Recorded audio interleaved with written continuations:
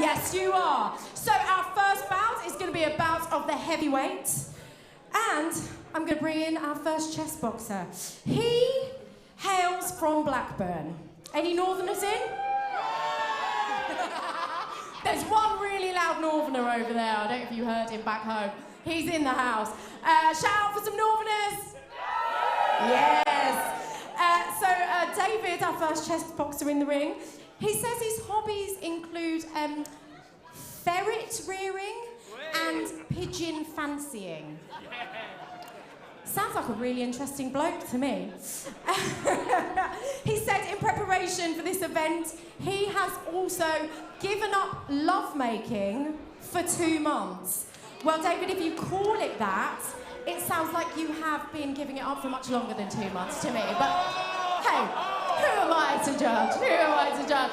So let's make some noise. In the black corner, weighing in at 97 kilograms, standing at 188 centimeters. Make some noise for David, Northern Powerhouse, Jarmany!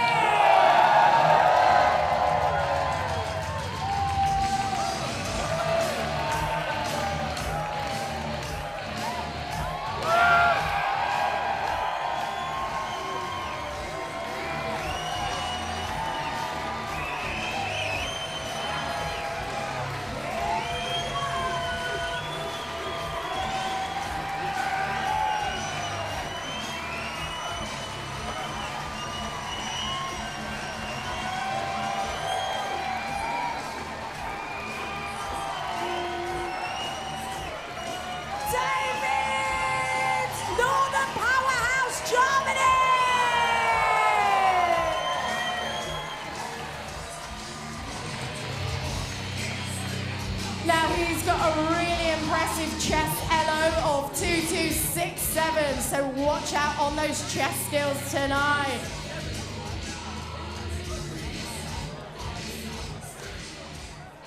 Let's have one last cheer for the Northern Powerhouse.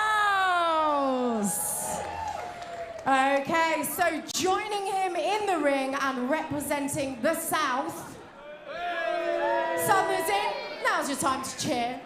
Our next chess boxer, he received his nickname, which is the Hurt Locker, because his previous job included him disposing of bombs. Oh yeah, he's a badass. He's a badass, all right. And just like his ground investigation technique, he says his jab is known to be extremely probing. And with a height of, 104 kilograms, I think he's got quite a long reach. Watch out for this one. Let's bring him in the white corner. Weighing in at 104 kilograms. Make some noise for Cameron Hurt Locker Little.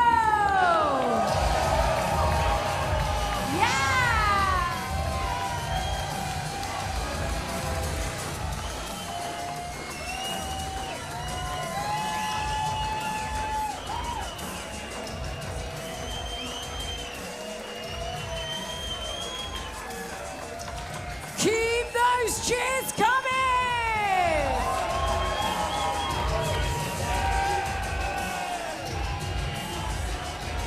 Cameron Hurt Locker Little!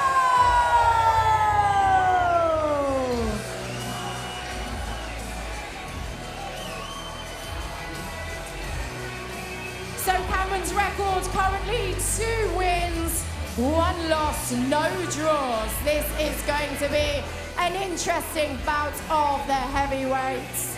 Are you ready for your first bout of chess boxing? Yeah?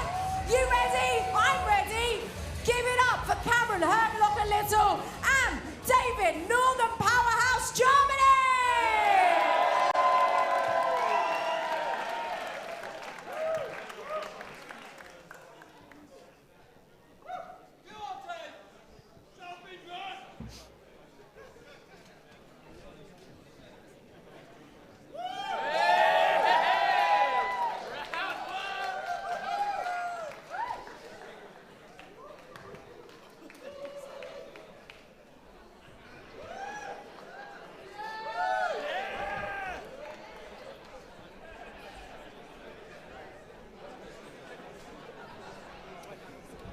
So, Matt, this is what we've all come for, some live chess action. I'm really looking forward to this one.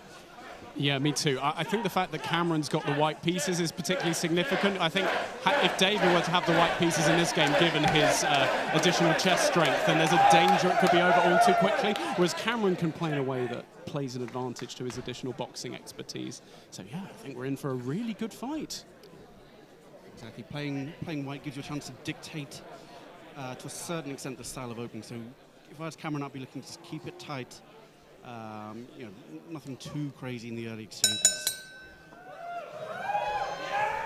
And we're off. Matt, some early action. What are we seeing here? What are your objectives at the start of the game? Oh, goodness. So David Jarmany has played the Elephant Gambit, which suggests his intent to mix things up early on, utilises additional chess strength to actually create some problems for Cameron, who is maybe just that little bit more experienced in the boxing. Bishop e2, an unusual move. I imagine White is probably going to play e4 here. So when you say e2, what do you mean here? Sorry, yes. So the chessboard is a grid with h1 in the bottom right-hand corner and a8 in the top left-hand corner. So when we say knight to c3, for instance, you can use it as a grid to work out what we're saying. But yeah, really, really interesting opening choice by David, mixing things up in a big way. David's a pawn down at the moment, but he's got his pieces in the middle of the board, and he's already created. Oh God, I think he's lost a piece. I think he could play g5 here, and he has. He's played g5, and now the bishop. Oh, knight takes g5. So Cameron didn't have much choice there, but David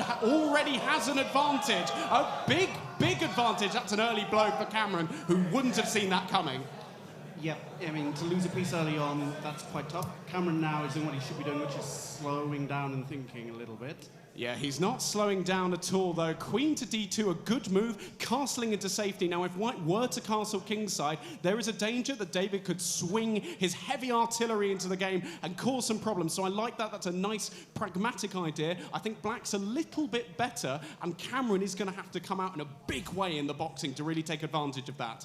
Yeah, we've already got the imbalance here, so really, Cameron is going to have to come out aggressively. That said, you know, the standard of chess tends to naturally drop a little bit after some boxing. So Cameron will have chances here, probably around the fact that David's king is exposed. Yeah, h4 is a glorious move to play against someone who's almost of master strength, really showing him absolutely no respect whatsoever. Just chuck his pawns up the board, say, I don't care how good you are, I'm going to checkmate you, and no mistake. It's the chess equivalent of the haymaker, I think. If it connects, it's really going to be lights out. But the chance of it connecting, we'll see. Yeah, bishop to f3 is an interesting move now. So Cameron, I think castling queenside, is definitely the way forward. I think, having said that, Black's plan is just that little bit more.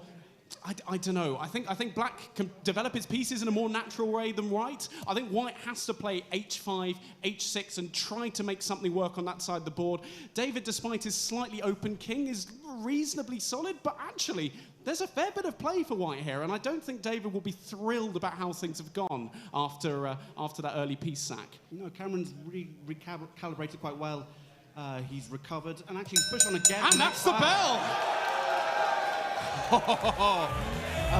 good old-fashioned pawn race coming up here, Matt. Yeah, it's what I like to see. I mean, some people, they do like a good little slow maneuvering game for the connoisseur, but here it's just, I'll shove my h-pawn, you shove your a1, and let's see which gets there first. Yeah, but it's a pawn race that David isn't going to want to see. I mean, I don't think David would have envisaged ever being at risk in the chess. Playing something like the Elephant Gambit means that White has to play very, very accurately in order to obtain a quick advantage. Now, he rightly detected that Cameron wouldn't know the theory, quickly got a good position, but actually, Cameron's piece for 2 pawn sack turned out to be a decent practical choice. Now, he could have moved this bishop back to g3, and then f4 would have just left David with a really, really nice position. But White is actually looking pretty decent. Now, I feel, in a long play game, Black has enough solidity to make it through and to make his position work. Because if White doesn't checkmate, then black is just going to win. But actually, that H-pawn is moving up the board far more quickly than black's A-pawn. And yeah, I like that. And is unopposed as well. And is unopposed too. Now, given it's speed chess, both sides have to play quite accurately. One big mistake can send the other flying. So, yeah, now we've got a boxing round as well. Cameron ostensibly the favourite here. Maybe just like Cameron turned the tables on David in the chess, David can do something similar in the boxing. I mean, that is a man who knows his way around a gym, isn't it, Chris? I mean, they're both in very good shape. Cameron is, as you alluded to, the slightly more experienced boxer, but David is, trained very hard in a very short period of time, and his standard is quite high. Yeah, David's an excellent rugby player, and I don't know what the kind of interdisciplinary approach of that is. There doesn't tend to be much crossover between the two, but David is not going to go down easily. And actually, that brings me on to my question. Like, what does Cameron's extra height give him? Is that an advantage, do you think? You could say it's a little bit like playing white in the chess. It gives you perhaps more ability to dictate if your fitness level is high, so you can try and keep David at distance with the jab, which is the fundamental punch in boxing, the front hand. It's not the most powerful punch, but it lets you keep your opponent at bay. And as the taller man, and Cameron's very good at doing this, he's going to want to keep Matt away from him at the end of that jab, whereas David is going to try and get up closer and pound away to the body, I would suggest. And that's the bell. Good fist pump there. David with a sort of... It's a 2-minute round, so the chess is 3 minutes each, the boxing is 2 minutes each. Goodness, okay, so what's happening here, Chris? Like, David seems to be got off to quite an energetic start. There's lots of movement, and I'm enjoying David's upright, slightly old-school style. It reminds me of some of the brawlers back in the day, going 100 or so years back, but it's kind of feeling each other out. It's very pugilistic, isn't it? It's the sort of like elderly Victorian gentleman on the unicycle looking to knock the other person's monocle off. Yeah, a good right connected there with Cameron, the first heavy punch of the fight, and a good left hook as well. So Cameron is now starting to assert himself a little bit after a feeling out period. He's landed a couple of power punches. When I say power punch, that's anything other than the jab that I was talking about at the beginning. So there's a left hook and a straight right that landed from Cameron. But David seems to take it well. Oh, yeah, a cuffing right from Cameron there. So I think Cameron's starting to assert his boxing experience a little bit here. What do you make of David's footwork, Chris? It's certainly energetic. I would like to see him, as the shorter man, try and plant his feet and throw a powerful shot of his own, just to try and remind Cameron he is in a fight. And then, as I say that, another strong right lands on David. So it's, as you said, it's the inverse of the chess. But I mean, this is David's first fight. It's a very, very decent start, and Cameron is no easy first opponent. I think David would have expected to have gone into this with a little bit more of an advantage in the chess, and that might have led to him adopting a slightly more aggressive approach, which maybe isn't paying off. Yeah, and Cameron is, however, the reigning heavyweight champion in chess boxing. So, yes, on a pure chess basis, David is by far the stronger. However, Cameron is more about the fundamental transition that we have now, which is really the danger point in chess boxing. When you change from the boxing to the chess, it's really no problem the other way round. But when you've just gone through this round and you have the adrenaline coursing through your veins, this is where what we call the Jaffa can happen, which is when you make that corker of a mistake in the first move after the boxing, and has eventually just ruined a very well-played game. And I think if one person is going to make a Jaffa, Cameron is slightly more likely to, not because of the way the boxing has gone, but David is such a good chess player. Not only is he going to be able to play on intuition a bit more easily, even if he's slightly discombobulated, but he's more likely to use his time effectively. He's not the kind of player who's going to come in and just play a move and realise it's a problem. I think both guys can move their pawn forward next regardless. Cameron is going to play h5, h6. David is going to play a4 to a3. Well, David perhaps has a few more choices and then kind of take it from there. Yeah, I want to see David play for a central pawn break, actually, meeting meeting the flank attack in a classical manner. And, you know, you can also try and play against that advanced d5 pawn back. The bishop b7 adds a bit of pressure to it, but the bishop on f3 does add a very good level of protection to it. But that's possibly another plan. Well, actually, and we're back. We have a pawn race here, Matt. What do we mean by a pawn race? Well, David is chucking his pawns down the queen side, and White is chucking his pawns up the king side. So neither of them are opposed by pawns. Oh, he's played a3, so he's threatening to take on b2. Oh, and Cameron has stopped it. Really, really nice stuff here. Neither player completely discombobulated by the flurry of pugilistic activity that we just saw. So a really, really solid, sensible start by both players, which is what we like to see. And let's have a look at the clock times. Cameron is about a minute ahead, which at the moment isn't counting. But if it goes a little bit deeper, then having that extra time is really quite an asset. Yeah, I think David's extra experience means he's likely to play under time pressure a lot better than Cameron. But I think Cameron's plan here, just playing h6, has he? Oh, he's done it! He's played h6! The pawn is so close to the black king! And knight back to h7. A solid, solid move. Now, I don't know if he's threatening to take on g5 here, because if the queen takes and that attack keeps going, rook g3, king to h8. Really, really classy, high-quality chess by both sides. Everyone's in for a real treat. And bishop to h5! Like the queen is under threat! The queen is under threat! And David coolly moves it out the way.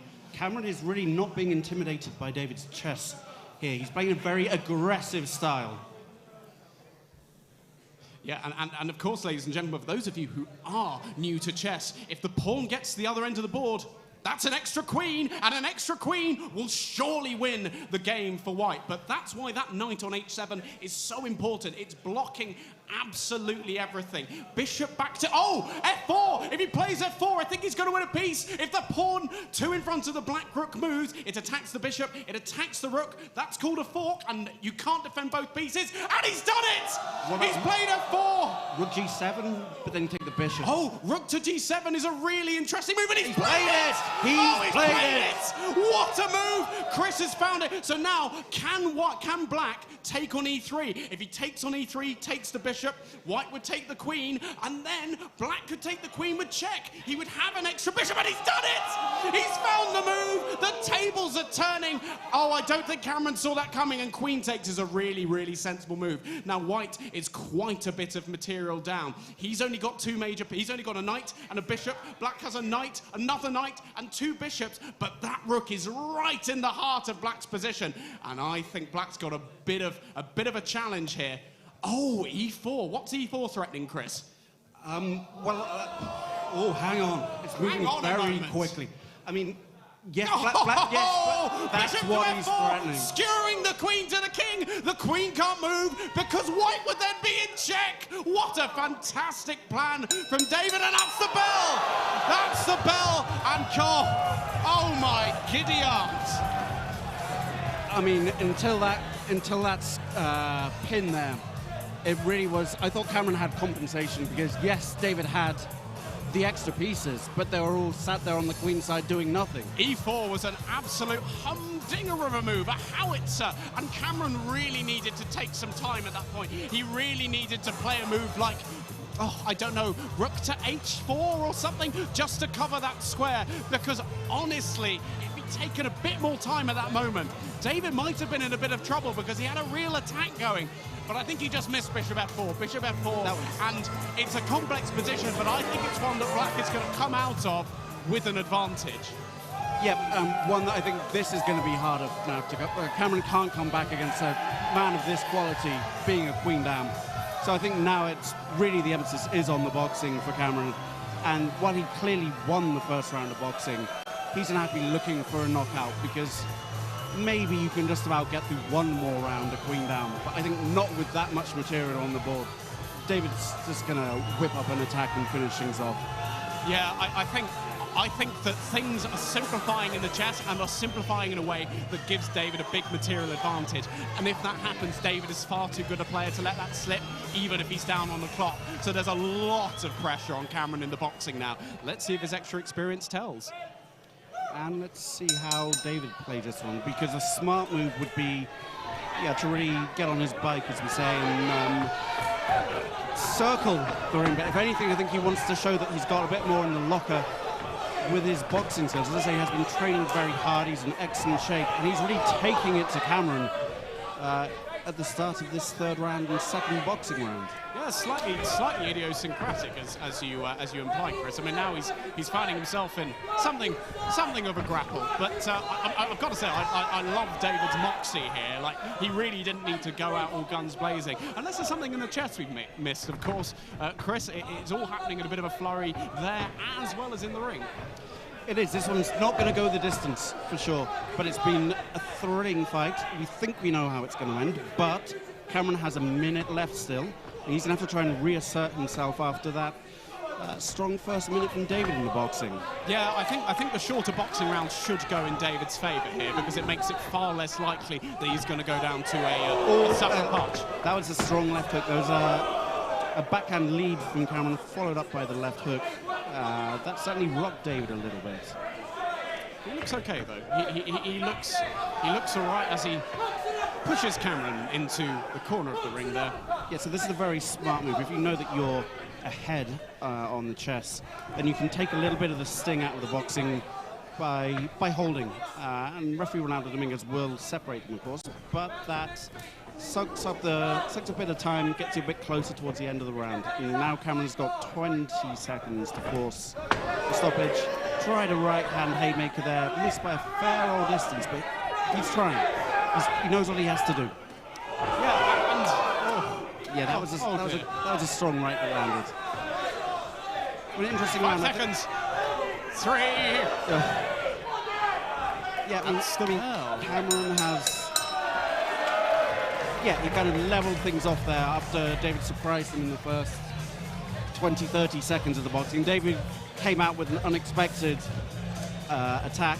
Cameron then just kind of adjusted, slowly reasserting the jab, and landed a couple of strong power punches there. So now we get to the question, which is, can Cameron draw this out? Well, actually, I've just had a look at the board again, and the answer is almost certainly no, because I think David's just winning a rook here after bishop takes e3 check and then knight takes d7. Yeah. So I think the chess is potentially over. However, Cameron is not obliged to resign this position. He needs to keep playing. He can't stall because Cameron will intervene at that point and stop him from doing that. But if he can last one more round of chess, then he's got another round of boxing at his disposal where he's got that final opportunity to knock David out. But I think the chess, assuming David spots this, which a player of his ability surely will, I think the chess is basically over. Yeah, I mean, you say he can't stall, but he can certainly, let's say, take a little bit more time over his moves in a very deliberate manner. I might recommend. Yeah, and Cameron does have extra time on the clock here, which is a relief. Like, if he only had, say, a minute left, I think this would be over. But he's got the time to try and do something. He's still got that advanced H-pawn, and the queens have come off the board, which means it's going to take David a little bit of time to rally his pieces round. But, yeah, I don't know. I don't think Cameron will win on time because I think David is just too good for that. Oh, and it's bishop takes e3. Now David's got a good move. If he sees knight takes d7, the chess is surely over because he'll be a whole piece and a rook up. He hasn't played it. He hasn't played. He's played knight to g5. Oh, that's a let-off for Cameron, because he could have taken the rook. He could have taken the rook on d7, which was just hanging. Now Cameron has to spot it. He has to spot that his rook's being attacked. That's the only... Oh, he's missed it! They both missed it entirely. Oh, my word, ladies and gentlemen, they are completely discombobulated by the boxing, and he's spotted it! Oh, no! Oh, no, what a calamity for the Hurt Locker. He had such a great opportunity there. If he moved his rook to e7, then there was still so much to play for. But he's got a bit of time on the clock. If he can last one more round of chess, then he still has some boxing to go. He still has some boxing to go, and that is the only way he can generate something from this. The queens are off, Matt, and that I think is quite important, because although David clearly has the material advantage, without the queens, it takes you longer to whip up an attack and make that pay. So if I was Cameron, I would just be taking a little bit of time here and trying to draw this ending game out as much as he can. And he does have that quite menacing pawn mass as well, both in the centre and the h-pawn. He has some assets. He does indeed, and bishop back to f5 was a very, very clever move, just blocking off that rook from hurtling down into white's kingside position. Now, it is going to take a little bit of time for David Jarmany playing black to make something of his extra pieces. I'm pretty sure we're going to see another round of boxing. Oh, and he's won a rook! He's won a rook. Now, David has got a lot of material. I don't think it matters an enormous amount. Black is still clearly winning. I think both sides have been rattled by the boxing, but we're definitely going to see another round. Yeah, Cameron struck back there. We've got a minute left, and it's definitely... would you have taken that? No, I would not. Now, Cameron has a bunch of extra pawns here. This is still winning for white, but actually, that is a lot of extra material. That's a lot of extra pawns that can hurtle up the board and potentially become a queen. I think David will win this. Oh, that's a very, very sensible move. Now, that e-pawn is very, very weak. Very weak. He's just stopping it from moving forward. Knight back, and he's won a pawn! He's won a pawn. Now, this is the advantage of having all these extra knights. All these extra knights can just pick up the various pawns, and then Cameron has no chance. But there is still time in the boxing. Oh dear, Cameron really needs to slow down. Now really needs to slow down, take his time, be a bit more circumspect, because his king doesn't have that many squares. That said, they're both getting down to nearly a minute, so this is going to come... even if it does come to another chess round, it's going to be a mad time scramble where anything can happen when you're just having to move. Well, knight to e5. Is rook e3 mate? Is rook e3 mate? No, king can go to b4. Sorry, ladies and gentlemen, I got a little bit excited there. And that is the bell. We'll see another round of boxing. I think Cameron did very well there. I mean, he picked up the rook. Picked up the rook for a piece. He did have those slightly menacing passed pawns, and then he managed to straighten them out as well. But where David came back, I think you pinpointed it there, was putting the restraint on the e-pawn. Yeah, it's 4 connected passed pawns, and if the e-pawn gets up there as part of the phalanx, then that's really quite serious counterplay. But once he restrained it and picked it up, then that was control restored. Yeah, he did do well after he lost the material, and both sides missing the fact that the rook was on d7 was your classic Jaffa cake mistake. Because had David just taken that, he would have been clearly winning. Had Cameron seen rook to e7, then it would have all been to play for. And actually, there was a point where Cameron had a lot of pawns for those 2 knights, and whilst it was winning for black, in practical terms, it would have taken a little bit of work for black to do something, given the fact that you had these connected pawns on g4, on f5, and the pawn on h6. But we've got only one more round of boxing here before going to the chess. If Cameron doesn't win this round, then David has surely won the bout. True, although as we said, the time is so short that you can have successive Jaffas. I've seen things like this happen. In previous, even very strong players, I've seen melt somewhat under the lights once you've got the adrenaline coursing through your veins, especially if you're not that experienced at chess boxing. Yeah, but David's time disadvantage has completely changed. David now has double the time that Cameron has. So if anyone is going to make a jab, I think it'll be Cameron. Right left combo. Sorry to interrupt there, Matt. That's a very strong opening from Cameron. He's coming out throwing bombs. There's now switched away from the approach with the jab. David hits back with a right hand there, and that forces Cameron back into the corner. Fighting fire with fire there, David Jarmany. I think we're in for a very exciting last round of boxing here. Yeah. That's a heck of a punch, isn't it? Right in the back. So you're not supposed to punch anyone in the back, only the back of the head, but it does happen. But excellent in that occasion, and no warning, referee Ronaldo. But they're really giving it some in this last round. I'd say they've thrown caution to the wind. The jab has been put away, and it's now all about trying to land those power punches. Yeah, I mean, David is 65 seconds away from surely winning his first ever chess boxing bout, and against the British champion, even though there isn't a belt on the line here. That'll be a huge boost to his confidence. I think David Jarmany is going to be a real figure in London chess boxing going forward, and he just needs to survive this, and he's looking pretty calm, isn't he? Cameron is just not getting enough serious he's landed a left hand there. I mean, Cameron is looking pretty determined. And right almost thinks so. I think David is certainly puffing a bit now. Yes, he's staying calm, he's trying to stay moving. But this is Cameron's most impressive round, and you can really see that David is starting to puff at the end of this. He'll know that even if he wins, he's definitely been in a fight. Cameron now got 20 seconds left, forces David to the corner, left to the body, goes for the hook. David's going to get through it, but this has been a sterling effort from Cameron. But it's probably quite good for David to have some stuff to work on in the boxing, to be able to face someone as experienced as Cameron. I imagine David's chess doesn't need any work from a chess boxing perspective. He's regularly going to be the best person, and that's the bell. That's the bell. Great effort by Cameron, though, right? Yeah, I mean, he came out, you could see the look on his face, and certainly those first 20, 30 seconds when he was throwing the combinations, he had David rattled there. So it looked like there was a chance that the stoppage could be on. David then, rather than going into a shell, he covered up.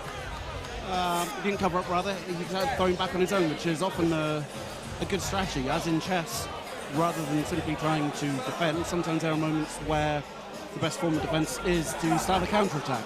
And that's really what we saw there from David, just asserting himself a little bit and showing that he wasn't too cowed by the early assault. Yeah, absolutely. I think the fact that David was in that fight to such a degree is like a terrific confidence boost for him going forward. Like, he's a very athletic guy, but I don't think he's done a huge amount of boxing, so that's terrific. That is absolutely terrific, and I really think that he's going to be competing for belts very soon in what will surely be a debut victory for him. Definitely. Loved his entrance as well. A real crowd pleaser, I think. I don't know how much he's playing to the brooding Northern Mills stereotype, but... Everyone loves a hood, don't they? I really don't know how to answer that one. But yeah, maybe that's our costume for the next fight. But coming back to the chess, what do we expect to see with just a minute left on the clock for each player? And we are back, ladies and gentlemen. So, where we left it, Cameron had a phalanx of pawns going up the board, threatening to get an extra queen. David really calmly maneuvered his knights, won a key couple of pawns. Cameron is surely lost now, and his time is ticking down. He has just 45 seconds left. He's got to find a way to mix things up, but I think king to H7 is a really good move. All David has to do is stop those pawns going up the board, and Cameron seems to have run out of ideas. But anything can happen in a time scramble. So, yes, Cameron is down to 50 seconds. Oh, and he stopped it! Had he allowed that pawn to promote, it would have been Cameron's game, surely, but David is so experienced. He's promoted the queen, but no, the rook has just taken it, and I think this is going to be over really soon. Cameron has but 39 seconds left. He's got one pawn to David's two knights, and there is no way back into this. David just has to play sensibly and power through. Yep, this should be a matter of technique, but anything can happen. Cameron's down to the last 20 seconds. I think it's going to be the clock that decides here. David has over a minute, Cameron 20 seconds. We're going to have to get a count from you soon, ladies and gentlemen. Cameron's clock is ticking down. David could potentially win another pawn with knight d3. The knight on f3 would then drop, but it doesn't really matter. It doesn't really matter. David is going to win this surely, as long as he keeps his own clock in check. He's going for a think. Why is he going for a think? You might lose on time, David. He's got 50-odd seconds. Cameron's got 15. He's moved this king super quickly, super quickly. The rook has gone with check. Oh, the king can go back to b4. I keep thinking it's checkmate. It's close to mate. It's close to mate. So close to mate. Rook takes d5. King takes a3. None of this matters. All that matters here is the clock, ladies and gentlemen. Cameron is so close to letting his clock dip into nothingness. David has dropped a knight, though. David's dropped a knight. 3. Oh, he's just about moved.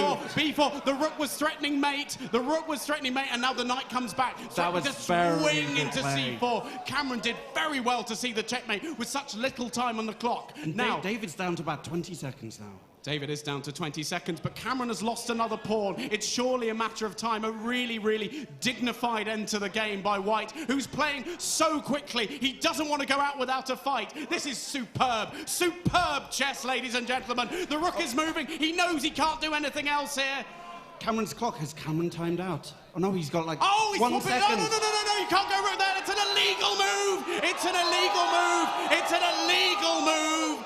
Oh, this always happens in a time scramble. David is gesticulating at the clock. He has to take it. It's a time scramble. It's a time. It's over. It's over. The game is Referee over. It's a waved it debut off. win for David, the Northern Powerhouse, Jarmany. What a fight. What a fight. And they're embracing like brothers, despite all of the medical advice. They're hugging even though they probably shouldn't. North and South together. Truly a metaphor for our times. Quite superb. Okay. Huh? On time, since David. Yeah. All right, my mic doesn't seem to be on. You know who's won. Okay. My microphone is not on, but we have a winner. I'm just going to project. Oh, there it is. We have a winner. Due to running out of time in the chess, which is a thing, our winner is, it happens, David Northern Powerhouse!